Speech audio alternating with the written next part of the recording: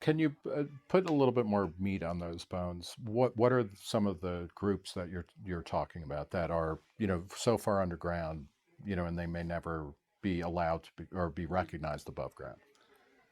We've seen for decades women working as underground therapists, for example, and some of these knowledge keepers, if you will, or some of these voices are being muted, I think, in the conversation. They didn't subscribe to particular trials, they were doing it on their own. Let's abandon that information and sanitize it in some respects.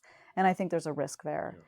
I think we've also seen some tensions around Indigenous uses of psychedelics, both in terms of where psychedelics grow, so the organics, peyote fields, for example, as well as Indigenous religious practices and the regulated religious practices.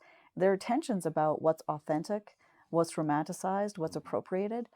And I think, sort of pushing past beyond that, uh, I think we need to reconcile with those issues before we sort of figure out how to regulate psychedelics and then go back Yeah. and reconcile those divisions.